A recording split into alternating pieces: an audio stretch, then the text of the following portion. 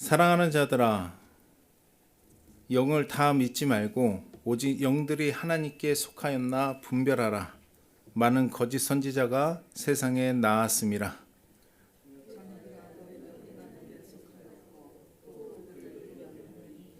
이는 너희 안에 계신 이가 세상에 있는 자보다 크심이라. 그들은 세상에 속한 고로 세상에 속한 말을 하며 세상이 그들의 말을 듣느니라. 우리는 하나님께 속하였으니 하나님을 아는 자는 하나님께 속하지 아니한 자는 우리의 진리의 영과 미혹의 영을 이로써 아느니라. 사랑하는 자들아, 우리가 서로 사랑하자. 사랑은 하나님께 속한 것이니 사랑하는 자마다 하나님께로부터 나서 하나님을 알고, 사랑하지 아니하는 자는 하나님을 알지 못하나니 이는 하나님은 사랑이심이라. 하나님의 사랑이 우리에게 이렇게 나타난 바 되었으니 하나님이 자기의 독생자를 세상에 보내심은 그로 말미암아 우리를 살리려 하심이라. 사랑은 여기 있으니 우리가 하나님을 사랑하는 것이 아니요 하나님이 우리를 사랑하사 우리를 지속하기 위하여 화목제물로 그 아들을 보내셨습니다. 사랑하는 자들아, 하나님이 이같이 우리를 사랑하셨은즉 우리도 서로 사랑하는 것이 마땅하도다. 어느 때나 하나님을 본 사람이 없으되 만일 우리가 서로 사랑하면 하나님이 우리 안에 거하시고 그의 사랑이 우리 안에 온전히 이루어지느니라. 그의 성령을 우리에게 주심으로 우리가 그 안에 거하고 그가 우리 안에 거하시는 줄을 아느니라. 아버지가 아들을 세상의 구주로 보내신 것을 우리가 보았고 또 증언하노니 누구든지 예수를 하나님의 아들이라 시인하면 하나님이 그의 안에 거하시고 그도 하나님 안에 거하느니라. 같이 하시다. 하나님이 우리를 사랑하시는 사랑을 우리가 알고 믿었노니 하나님은 사랑이시라. 사랑 안에 거하는 자는 하나님 안에 거하고 하나님도 그의 안에 거하시느니. 우리가 하나님을 믿는 백성이잖아요. 하나님을 믿노라 하지만 과연 주님 안에 거하는지 무엇으로 알 수 있는가? 이게 오늘 요한일서 4장 말씀입니다. 나뭇가지는 원나무에 붙어 있어야만 그 열매를 맺습니다. 그렇죠? 가지의 역할은 그저 붙어 있기만 하면 되는 거예요. 붙어 있기만 하면 돼요. 그러면 열매는 저절로 맺어집니다. 가지가 열매 맺는 게 아니잖아요. 붙어 있기만 하면 그 원나무에서 그 밑에 뿌리에서 영양분을 공급받고 하늘에서는 이제 위로는 해와 비를 내리시니 붙어 있기만 하면 되는 거예요. 그러니까 열매는 가지가 맺는 게 아니에요. 저절로 맺게 되는 거지. 근데 중요한 거는 가지가 어떤 나무에 붙어 있는가에 따라 그 열매는 다릅니다. 그래서 이사야서에 보면은 참포도 열매, 들포도 열매 얘기가 나옵니다. 참포도 나무에 붙어 있는 가지는 참포도 열매를 맺어요.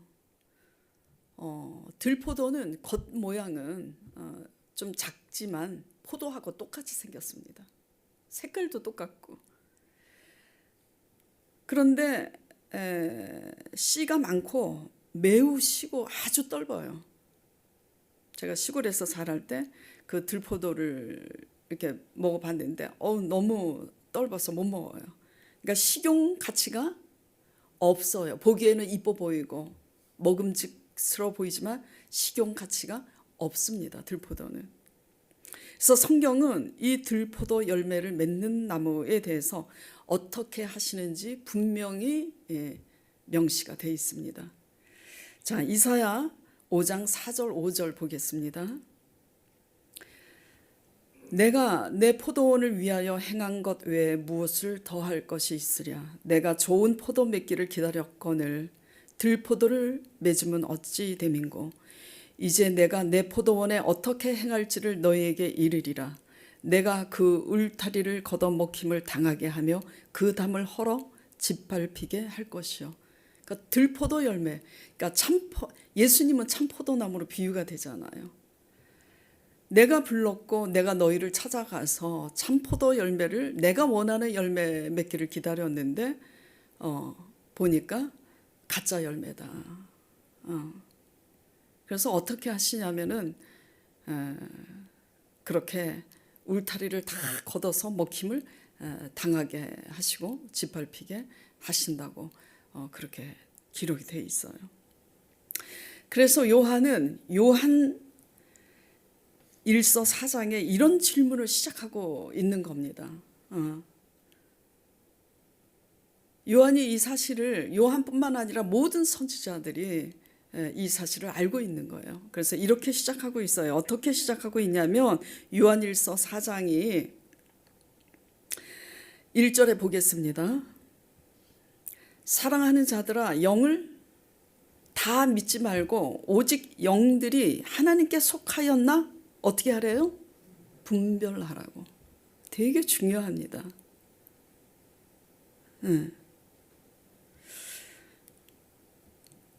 요한이 왜 요한일서 4장에 이런 질문을 하고 있느냐. 그 영들이 누구예요? 영혼을 가진 사람들이 정말 하나님께 속해 있는지 분별하라는 거예요. 여기에 분별은요, 저는 이제 원래 이 개역 성경보다 이제 원래 그 성경을 항상 옆에 펴두고 봐요. 사실 개역 성경에는 원래 그 원뜻이 많이 실추가 돼 있는데요. 여기 NIV 영어 성경에 보면 이 분별은 테스트입니다.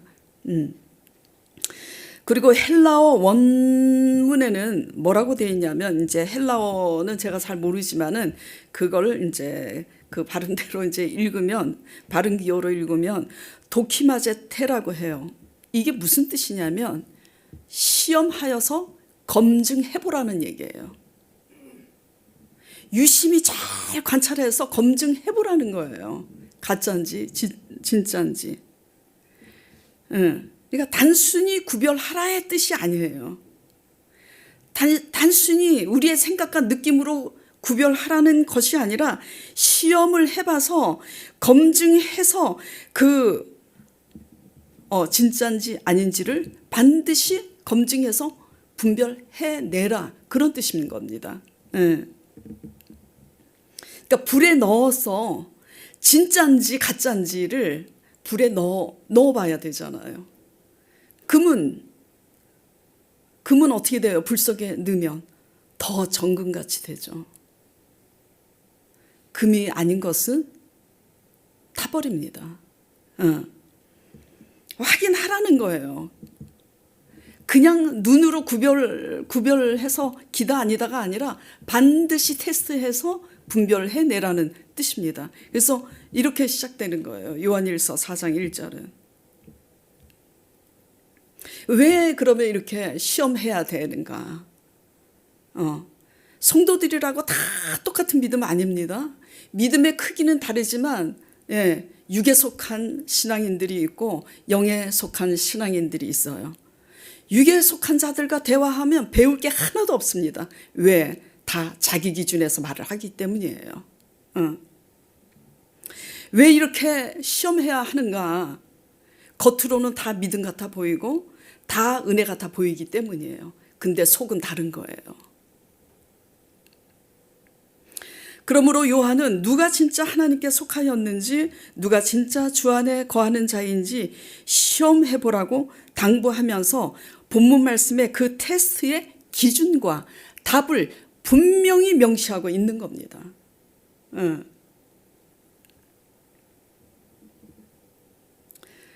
무엇보다 지금 오늘 1절 말씀은 이렇게 우리 편에서 보면은 타인을 잘 분별하라는 것처럼 들리잖아요. 그렇죠? 사랑하는 자들아 영을 다 믿지 말고 오직 영들이 하나님께 속하였나 분별하라. 많은 거짓 선지자들이 세상에 나왔음이라 그러잖아요. 근데 그것이 우리 자신이 될 수 있다라는 걸 유념하시기 바랍니다. 우리가 거짓되게 믿으면 어쩔 수 없어요. 우리가 그 거짓된 믿음을 우리 자녀들에게도 그대로 전수하게 돼 있습니다. 그래서 저는 드리고 싶은 말씀이 늘 같아요. 우리 자신이 정말 하나님께 속한 신앙인지 저부터, 여러분 자신부터 오늘 이 시간 말씀을 통해서 검증해보는 시간 되시길 축원드립니다. 그러니 무엇보다 우리 자신이어야 되겠죠. 그래야 사람들을 분별할 수 있는 거예요. 내가 들포도 열매를 맺는데 저 사람이 진짜 열매인지 어떻게 분별을 합니까? 내가 잘못 믿으면 진짜 잘 믿는 사람이 누군지 분별 못합니다. 근데 진짜 믿음으로 가는 사람은 딱 보면 알아요. 말 한마디만 들어도 알아요. 저 사람 믿음으로 가고 있는 게 아니구나. 그러니까 우리가 바로 서야 분별이 되는 거예요. 그래야 사람들을 분별할 뿐만 아니라 잘못된 교훈에 미혹되질 않습니다. 그 테스트의 기준을 요한이 제시하고 있는데 그 테스트의 기준은 첫째, 주 안에 거하는지 무엇으로 알 수 있는가. 그 첫 번째 기준이 뭐냐면 예수 그리스도를 어떻게 알고 있고 우리가 어떻게 말하고 있는가에 있어요. 9절, 10절 보겠습니다. 본문.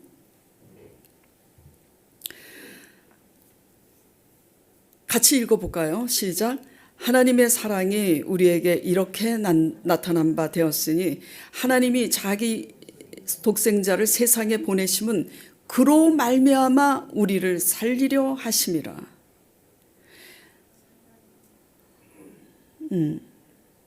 일단 9절에서 제가 강조하고 싶은 말씀이 뭐냐면 하나님이 자기 독생자가 누구예요? 예수 그리스도를 이 땅에 보내심은 뭐 때문이라고요? 그 예수 그리스도로 말미암아 우리를 구원하시려고. 그러니까 구원이 누구에게 있다는 거예요? 구원이 누구에게 있냐고요? 예수님께 있어요? 진짜? 우리 열심에 있는 게 아니고? 예? 우리의 공로에 있는 게 아닙니까? 예수 그리스도께 구원이 있는 거예요. 그리고 10절.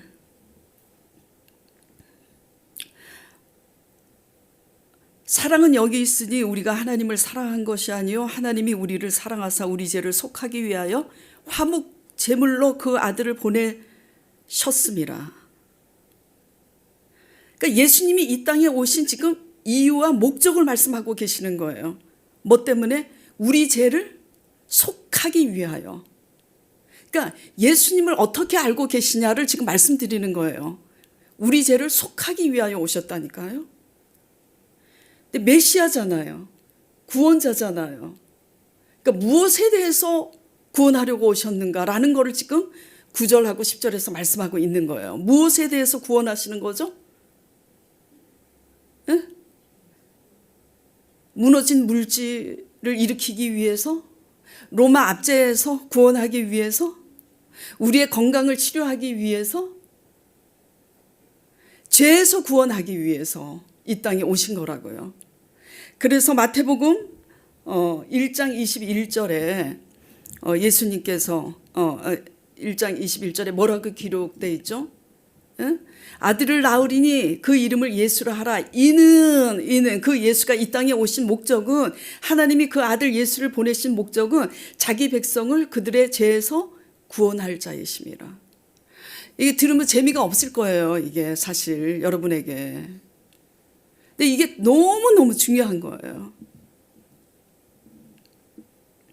그러니까 구원은 오직 예수 그리스도를 통해서 나는 것이고, 그 메시아 예수 그리스도의 구원은 다른 구원이 아니라 우리를 죄에서 거듭나게 하려는 구원임을 지금 명시하고 있는 겁니다.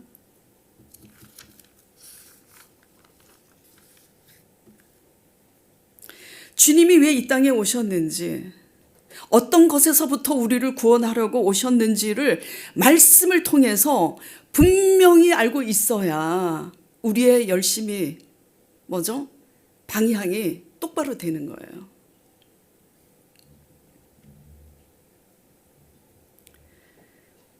무엇을 믿느냐가 중요한 거예요. 예수 그리스도를 어떻게 알고 있고 어떻게 믿고 있느냐가 중요한 거예요. 죄에서 구원할 자이심이라니까요. 죄에서. 그렇기 때문에 예수님은 마가복음 2장 공간복음에 다 나와 있잖아요. 지붕을 뜯어서 달아내린 중풍병자를 치료하실 때 어떻게 치료하시죠? 그 믿음을 보시고 무엇을 먼저 선포하세요? 내 죄사함을 받았느니라. 죄사함을 먼저 선포하시잖아요. 그래서 서기관들과 종교 지도자들이 속으로 이 사람이 참 참남하다. 지가 뭔데 제사함을 받았느니라. 자기가 죄를 사하는 그런 걸 선포하고 그래요. 그러니까 그들의 생각을 아시고 예수님께서 뭐라고 그래요? 그들을 향해서 어느 것이 쉽겠느냐 그러잖아요. 내 침상을 달아내린 그 들것을 들고 일어나 집으로 가라. 그러니까 쉽게 말하면 한마디로 치료하는 역사를 먼저 보이는 게 쉽겠느냐. 내 제삼을 받았느니라. 이게 더 쉽겠느냐. 뭐가 더 쉬워요? 눈에 보이는 게 더 쉽지. 근데도 왜 제사함을 먼저 선포해요? 내가 제사는 권세가 내게 있음을 나타내려 함이라 라고 기록되어 있습니다. 그러니까 뭐가 중요하냐면 죄의 문제가 중요한 거예요. 진짜 믿으면 죄를 깨닫게 하시고 죄를 깨달고 회개하면 거듭나게 하시는 이가 예수님이신 거죠.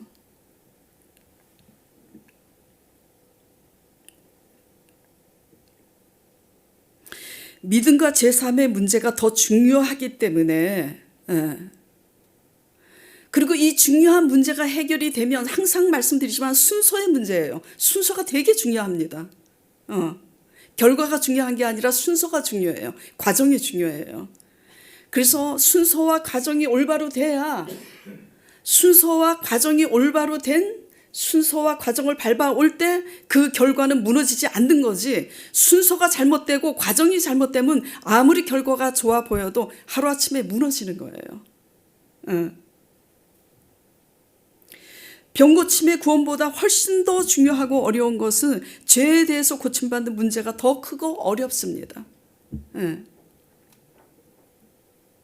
그럼에도 불구하고 병 고침의 문제가 우리에게는 더 크게 다가오고 더 중요한 문제로 다가오는 이유는 뭐죠?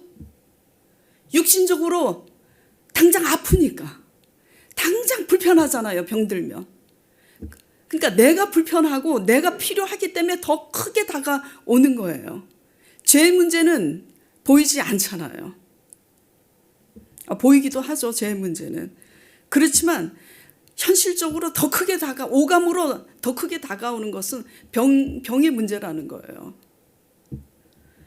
마찬가지로 물질의 문제도 마찬가지입니다. 죄의 문제가 더 크고 중요한데도 불구하고 물질 문제가 왜 이렇게 훨씬 더 크게 다가오냐면 당장에 육신적으로 불편하기 때문이에요. 없으면 물질이. 그리고 치료나 물질 모두 눈에 보이니까 눈에 보이는 것은 만져지는 것에 의해서 우리는 안정감을 누리잖아요. 죄의 문제는 그렇지가 않잖아요. 그러니까 자꾸 뒤로 물리는 거예요, 우리가. 여러 문제로 인해서 힘들고 고달프고 불편하지만 예수 그리스도를 올바로 알고 올바로 믿고 반응하는 신앙의 문제에 집중하는 저와 여러분 되길 바랍니다. 자, 이게 그러면 왜 그렇게 중요한가? 여러분들에게 지금 그렇게 크게 와닿지 않을 수 있어요. 근데 이게 정말 중요합니다. 왜? 주 안에 우리가 거하는지 무엇으로 알 수 있는가? 주님 안에 진짜 거하기 시작하는 올바로 거하는 시작점이 여기에서부터 시작이 되기 때문이에요. 첫 단추 잘못 끼면 어떻게 돼요? 계속 잘못 끼잖아. 첫 단추 잘못 끼면 어떻게 돼요? 화장실 가서 거울 보니까 단추 잘못 끼었네. 와샤스 단추. 그러면 다시 풀어서 다시 껴야 되잖아요. 그러니까 주 안에 올바로 거하는지의 시작점은 예수 그리스도를 누구로 알고 있느냐, 이게 되게 중요한 거예요. 자, 수많은 유대인들이 수많은 선지자들로 하나님께서 예언하신 대로 그 메시아가 오실 것을 그렇게 애타게 기다렸어요? 안 기다렸어요? 기다렸어요.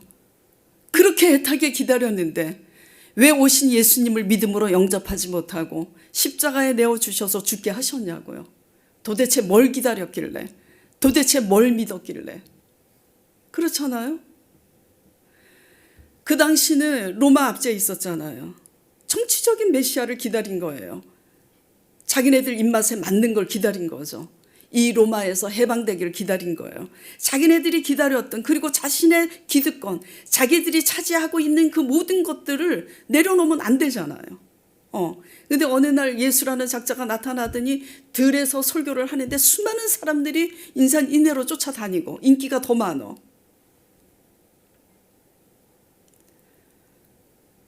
그러니 예루살렘 성전에서 정말 그 어깨에 뭐 요새는 목회자들이 그렇지 않지만 뭐 이렇게 술 달린 옷을 입고 막 거룩해 보이는 옷을 입고 성전에서 설교를 하는데 막 두루마리 옷 입고 머리도 장발에다가 예수라는 작자가 와서 뭐라고 한마디 하면 막 병자가 낫고 그러니 막 다 따라다니고. 성전의 주인이 난데, 예루살렘 성전의 주인이 난데, 주인은 하나님인데 생각하는 거예요. 주인이 난데 왜 수많은 사람들이 저 예수라는 작자를 쫓아다니는가. 시기와 질투, 그리고 로마에서 로마 압제에서 해방되면 자기네들 어떤 기득권의 입지가 더 위상이 높여지잖아요. 근데 자기네들이 생각하고 고대하고 기다렸던 메시아의 모습으로 오지 않잖아요. 그러니까 그렇게 기다렸음에도 불구하고, 그렇게 하나님에 대해서 열심히 있음에도 불구하고 예수님이 막상 이 땅에 오셨을 때 믿음으로 알아보지 못하는 것은 자신들이 원하는 예수님을 기다렸기 때문에 못 알아보는 거예요. 오늘날도 마찬가지죠. 우리가 예수님에 대해서 우리가 그냥 예수 말은 하고 찬송을 부르지만 내가 믿는 그 예수님을 어떻게 내 생각으로 그리고 있고 내가 기다리고 있느냐에 따라서 오늘날은 어떻게 오셔요? 성령으로 오시는 거예요. 성령이 오셔서 우리에게 임재하시는 거예요. 제가 지금 성전을 이전하게 된 것도 누구에 의해서 이전하게 된 거예요? 성령이 임재하셔서 성령이 하시는 말씀을, 바람같이 임하신 말씀을 하나님의 사람들만 알아듣는 거예요. 그래서 온 거라고요. 그러니까 무슨 말씀을 드리냐면, 지금은 성령으로 오셨는데 믿음이 아니면 보이지 않는 성령으로 오신 예수 그리스도의 성령을 누가 영접하겠느냐는 거예요. 여러분들이 생각하는 대로 믿고 싶고 여러분들이 기다리는 그 모습대로 예수님이 오실 것을 기다리고 있다면 성령께서 우리에게 임재로 찾아오셔서 임마누엘로 찾아오셔도 못 알아보는 거예요.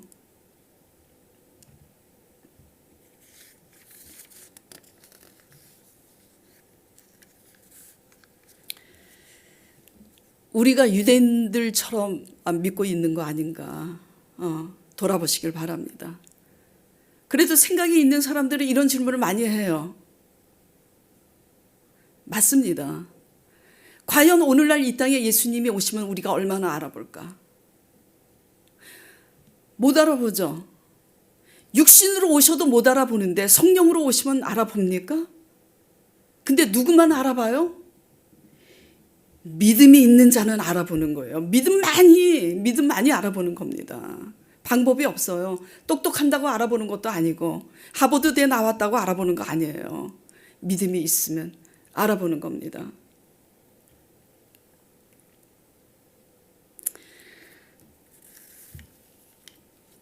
자, 그런데 내가 원하는 메시아를 기다리면 어떤 문제가 이제 생기는가? 내가 원하는 메시아를 꿈꾸고 기다리면 내가 내 열심으로 신앙생활을 하게 돼 있어요. 이거는 리꼬로 연결이 돼 있어요. 막연하게 내 생각으로 예수님은 나한테 이렇게 찾아오실 것이다. 하나님이 나한테 이렇게 찾아오셔서 이렇게 축복하실 것이다. 막연하게 내 생각으로 그렇게 예수님을 감잡고 있으면 내 열심으로 신앙생활할 수밖에 없어요. 유대인들이 그렇게 믿은 거잖아요.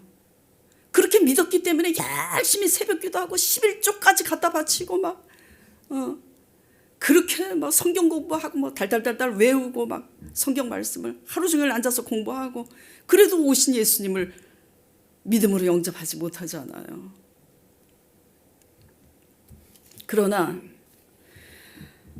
예수님이 누구신가, 무엇 때문에 오셨는가에 집중하고 무엇 때문에 십자가에 못 박히셨는가 그 예수 그리스도께 집중하면 죄와 불신앙, 우리 자신의 죄와 불신앙의 문제에 민감해질 수밖에 없고 빛과 소금이 되기 위해서 믿음으로 반응하기 위해서 그런 열심에 집중하다가 뭘 느끼냐면 우리 자신의 한계로는 되는 게 아니구나.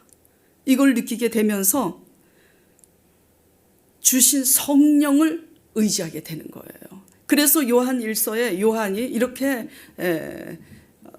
말씀을 기록하고 있는 거예요. 4절, 13절 읽어보겠습니다. 자, 4절부터 읽을게요.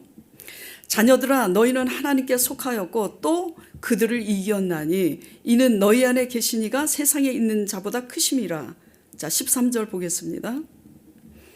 그의 성령을 우리에게 주심으로 우리가 그 안에 거하고 그가 우리 안에 거하는 줄을 아느니라.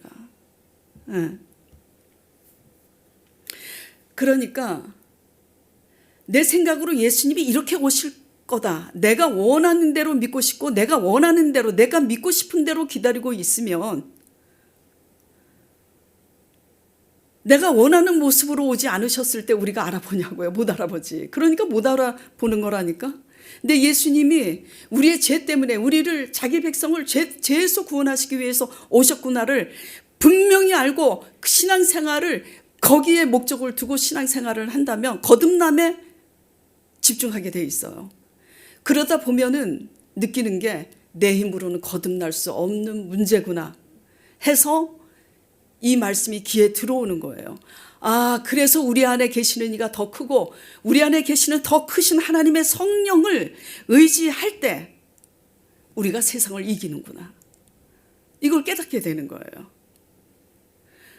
그러니까 예수님을 어떻게 알고 있느냐에 따라서 내 열심이 될 수도 있는 거고 하나님의 열심, 우리 안에 계시는 하나님의 성령을 의지하게 돼서 완전히 다른 거죠. 신년 예배에 그쵸? 첫 주일에 생각과 방향이 바뀌어야 삽니다 그랬잖아요. 맥락이 똑같아요 항상. 주 안에 거하는지 무엇으로 알 수 있는가?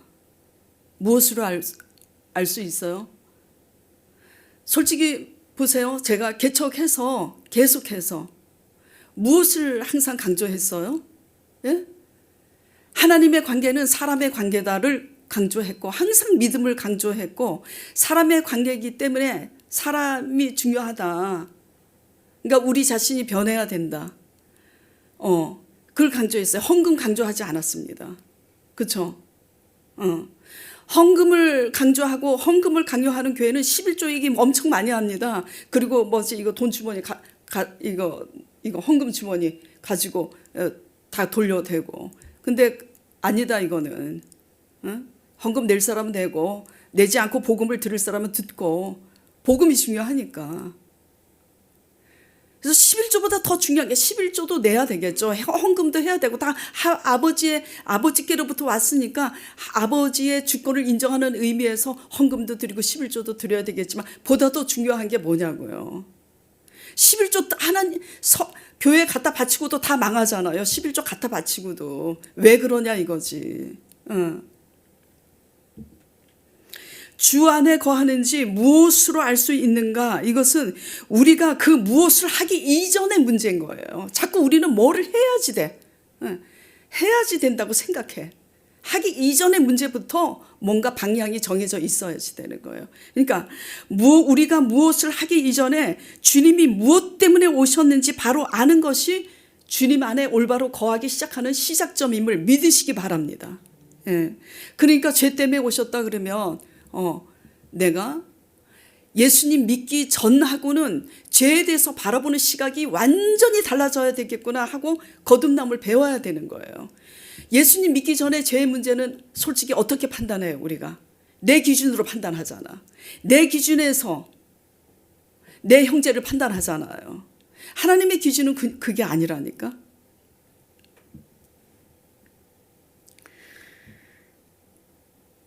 그래서 내 열심, 내 생각, 내 느낌, 내 감정이 아닌 오직 하나님의 말씀의 기준을 가지고 우리 자신의 신앙을 검증하고 분별해내야 어떻게 되죠? 상대방에 대해서도 분별할 수 있는 거고, 교회를 여러분들이 뭐 멀리 이제 이사를 가서 가까운 교회 다니고 싶다 해서 가까운 교회를 가도 어느 교회를 가야 되는지 모르잖아요. 그걸 내가 분별력이 서야 교회도 올바로 선택을 하게 되는 거죠. 예. 이렇게 분별력이 없으면 사람을 분별할 수 없고요. 예. 이단에 미혹되지 않습니다. 근데 얼마나 많이 미혹이 됩니까? 속고. 그래서 요한복음 5장 43절에 예수님이 그때 그 옛날에 예수님이 이 땅에 오셨을 때도 이렇게 말씀하고 계시는 거예요. 요한복음 5장 43절. 자 보세요. 나는 내 아버지의 이름으로 왔음에 너희가 영접하지 아니하나. 영접했어요? 열심은 교회에서 열심은 특심인데 못 믿어. 못 믿어. 만일 다른 사람이 자기 이름으로 오면 영접하리라. 이게 무슨 말씀인지 알아들으세요?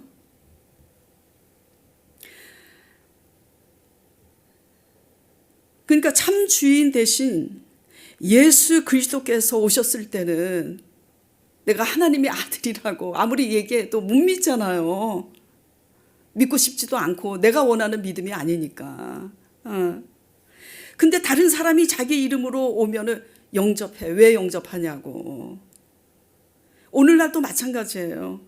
예수 그리스도의 성령이 우리 안에 임재하심으로 함께 계셔도 믿음으로 반응하고 영접하지 못하지만 겉으로 그럴듯하고 자기 기준에 내 입맛에 맞는 자가 오면 오히려 그를 더 믿고 주인처럼 따르잖아요. 그러니 어떻게 해야 되겠어요? 평상시 말씀으로 깨어있고 믿음으로 말씀 안에서 성령으로 믿음의 사람이 평상시 되어야 된다는 겁니다.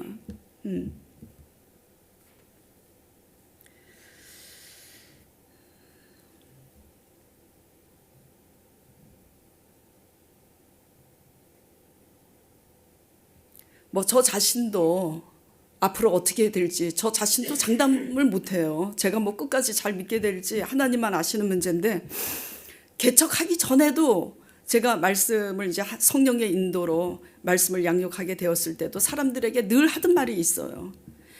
하나님의 사람이라고 믿지 말라 그랬어요. 사람은 믿지 말라고. 그리고 봤을 때 정말 그럴듯해 보이는 사람일수록 더 믿지 말라고. 그리고 우리 지금 집사님 계시죠? 집사님 가게 오픈했을 때도 제가 신방 가서 말씀드렸어요. 가게 오픈한 집사님을 두고 뭐라 그랬냐면, 가게 오는 손님들 중에 특별히 친절하게 하는 사람 조심하라고. 친해지기까지는 이게 뭐가 있죠? 과정이 있어야 돼요. 과정이. 어떤 과정도 없이 갑자기 나타나서 친절하게 하면 할수록 그 사람을 조심하라고. 왜? 그런 사람은 대부분 그 끝이 돈으로 끝나요. 그래서 제가 그랬어요. 어떤 분이 그 집사님 가게 자주 오시더라고. 제가 가끔 가다 가면은 그분이 자주 와 있어요. 이게 냄새가 나는 거야. 제가 그랬어요. 그래서 조심하라고. 근데 결국 어떻게 돼요? 그 사람한테 돈 뜯기잖아.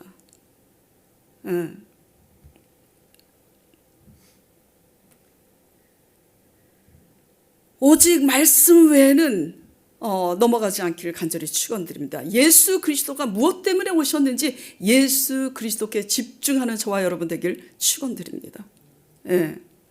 그리고 주 안에 거하는지 무엇으로 알 수 있는가? 두 번째, 십자가 사랑이 삶으로 나타나야 알 수 있는 거예요. 방법이 없어요. 자, 7절부터 12절까지 본문 말씀 봉독하도록 하겠습니다.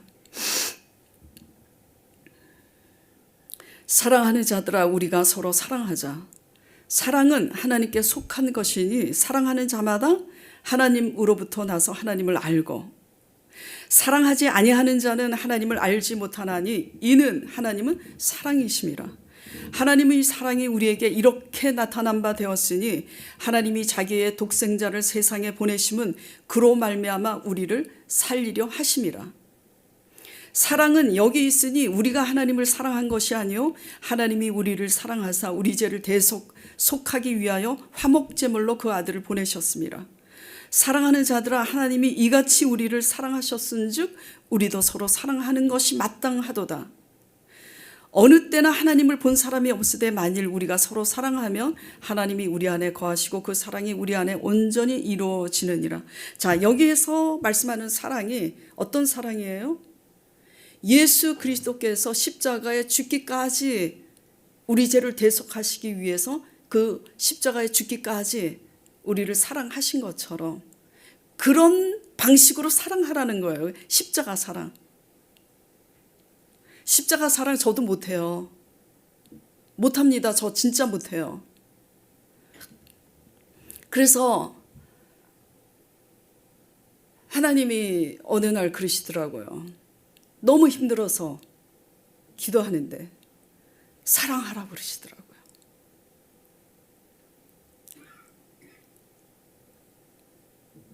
그래서 제가 고백했어요. 저 못해요, 아버지. 그러나 아버지 말씀에 순종하기를 원합니다. 제 힘으로는 못하지만 순종하기를 원하니 하게 하시는 하나님의 성령이시여 도와주시옵소서. 저 좀 살려주세요 그랬어요. 뭘 살려달라고? 내 힘으로 사랑할 수 없는 사랑을 사랑할 수 있도록 아버지 제 영혼을 좀 살려달라. 진짜 그것만 하루 종일 기도했어요. 아니 하루 종일은 아니고 2-3시간 날마다 3시간 4시간 기도한 게 그거였어요. 아버지 전 못해요. 내가 하박국입니까? 모세입니까? 다윗이에요? 요셉입니까? 난 타고난 자질도 그렇게 좋지도 않고 성질도 더럽고 아버지 까다롭고 저 못해요. 그러나 아버지 진리를 사랑하고 하나님을 사랑합니다. 사랑할 수 있도록 도와주세요. 순종하기 원합니다. 그러니까 하게 하시더라고요.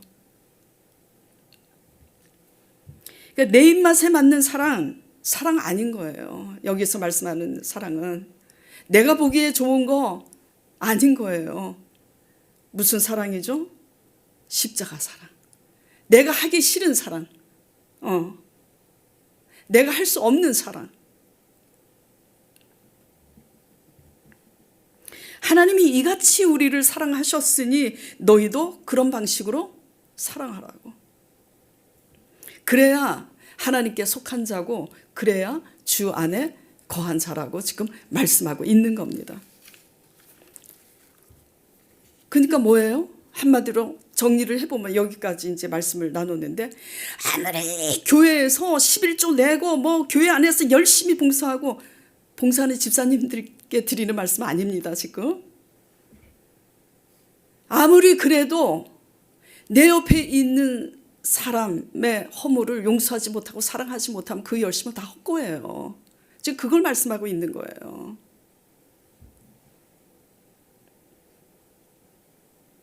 그런데 이 십자가 사랑은 우리 힘으로 할 수 있는 게 아닙니다. 우리 안에 거하시는 하나님을 의지함으로 어떤 하나님을 4절에 다시 보겠습니다. 자녀들아 너희는 하나님께 속하였고 또 그들을 이기었나니 이는 어떻게 이기냐고요. 우리가 이길 수 없는데 어떻게 이기는 거죠? 이는 말씀을 읽어보세요. 시작.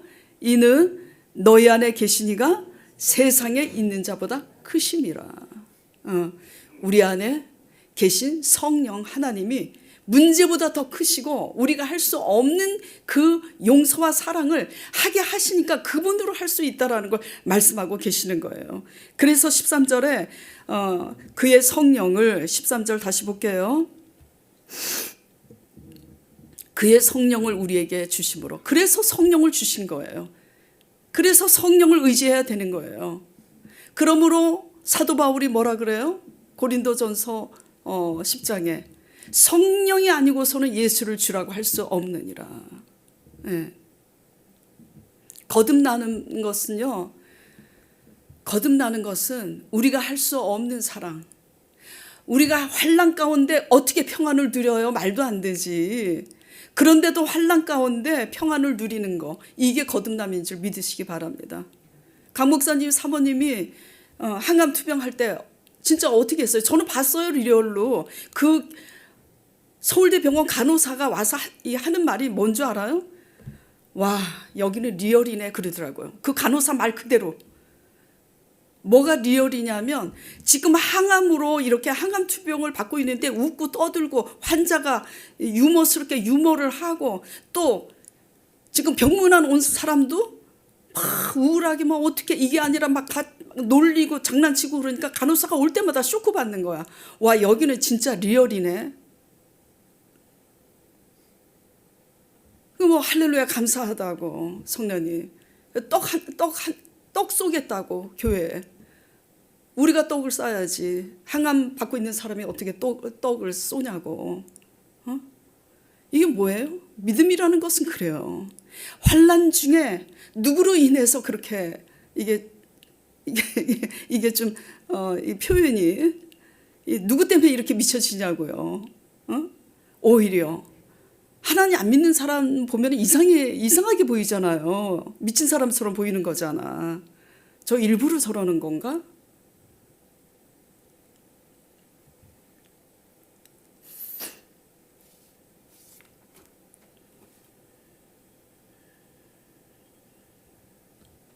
우리 안에 계신 이가 환난 중에도 평안을 누릴 수 있는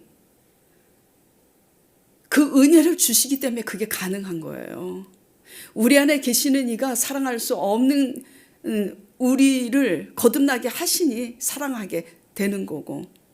그래서 세상을 이기는 것은 우리의 힘으로 이기는 게 아니라 우리 안에 내주하시는. 그래서 정말 십자가 사랑을 날마다 하지는 못해도 그래도 어떤 문제가 사랑과의 관계에서 문제가 딱 이렇게 대두되면 십자가 사랑으로 이겨야 주 안에 거하고 하나님이 우리 안에 거하는 삶인 줄 믿으시기 바랍니다. 다른 열심 하지 마세요. 예. 다른 열심도 하세요. 저는 이제 담임 목사니까 다른 열심도 해야지. 교회 설거지도 해주시고 청소는 뭐 로봇 청소기가 다 해주시지. 막 하도 장로님이 청소를 하도 해가지고 그냥 로봇 청소기를 딱 그냥 갖다 놨어. 그래도 또 청소하시라서 장로님 제발 청소 그만하시라고. 응.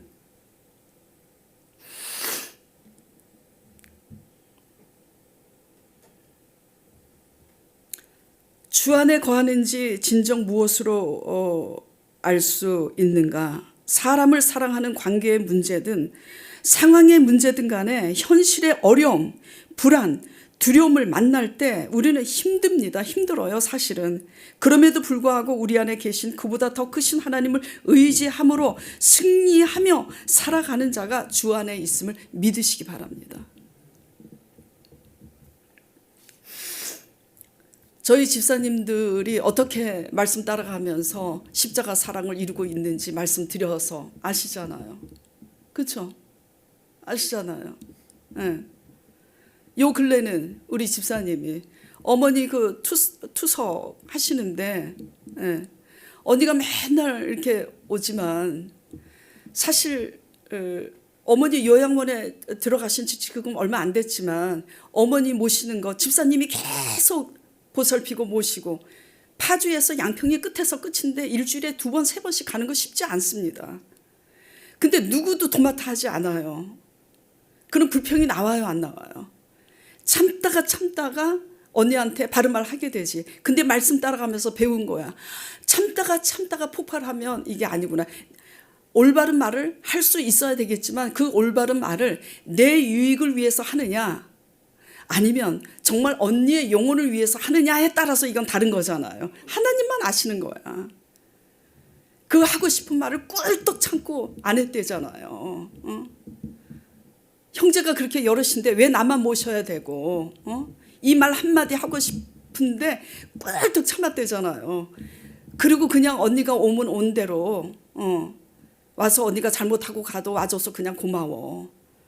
그렇게 언니를 그냥 인정해주고 그렇게 했더니 언니가 변화받아서 어머니 그렇게 들여다보고 요양원 돈 내는 거 내가 100% 다 내겠다. 이게 우연이라고 생각하세요?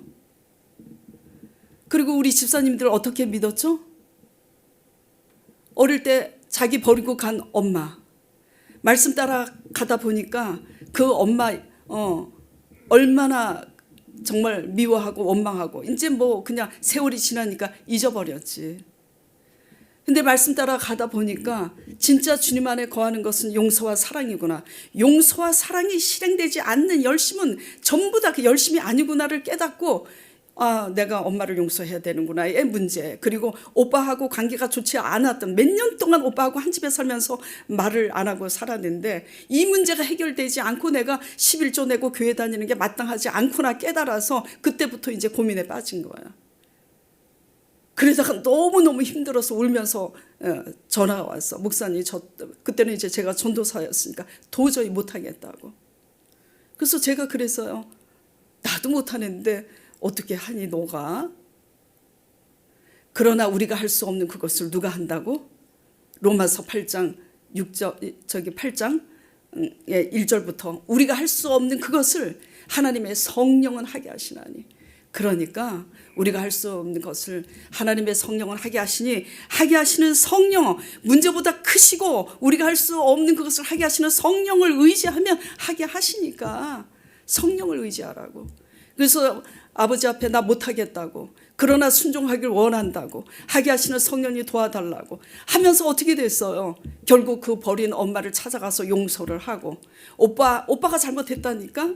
오빠가 돈 띄어먹고 미안하다 말 한마디도 안 하고, 그런데도 그 오빠한테 먼저 다가가서 용서하고, 그러니까 오빠도 자기가 잘못했다고 하고, 그래서 화목하게 되는 거잖아요. 뭐가 신앙생활이죠?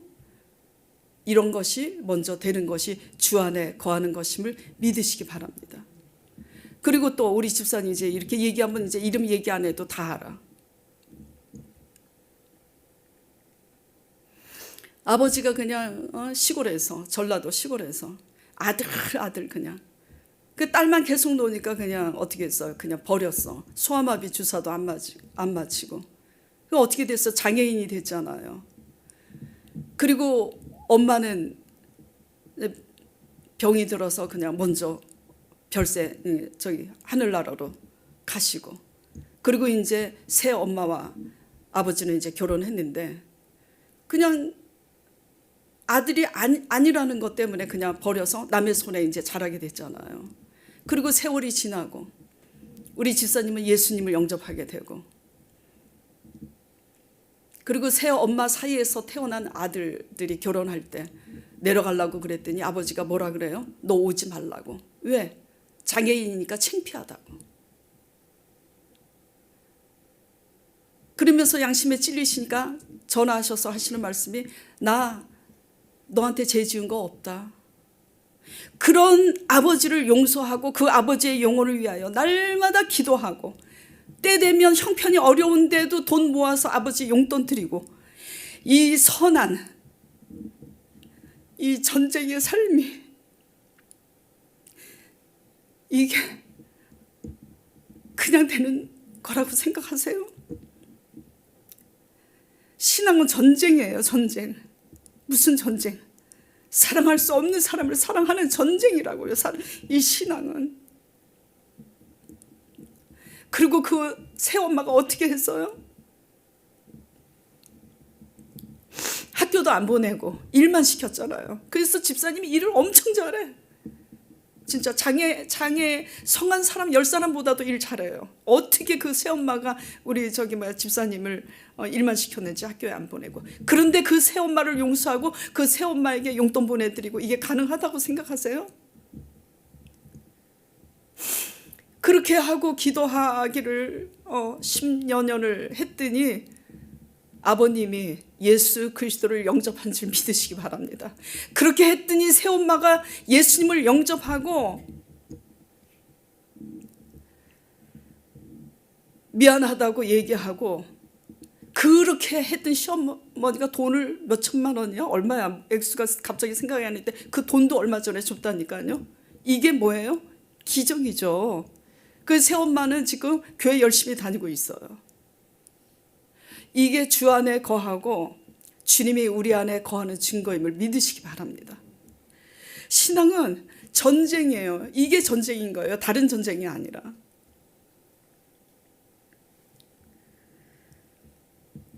우리 권사님도 마찬가지고요. 미워했던 오빠, 잘못하고 있는 오빠, 또 다른 집사님 말씀 따라가면서 어떻게 했어요? 시어머니하고 화해하는 게 이게 더 중요하구나. 그래서 무릎 꿇고 시어머니 용서하고 사랑하고. 이게 뭐죠? 이게 십자가 사랑인 거예요.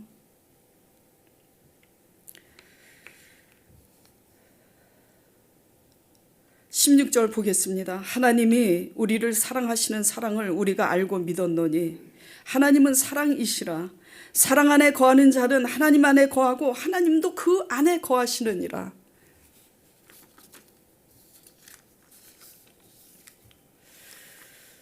주 안에 거하는지 무엇으로 알 수 있죠? 무엇으로 알 수 있죠? 우리 입맛에 맞는 사랑이 아니라 십자가 사랑으로만 주님을 알 수 있고 그분이 우리 안에 거하시는 줄 믿으시기 바랍니다. 십자가 사랑은 악을 손으로 갚는 게 십자가 사랑이에요.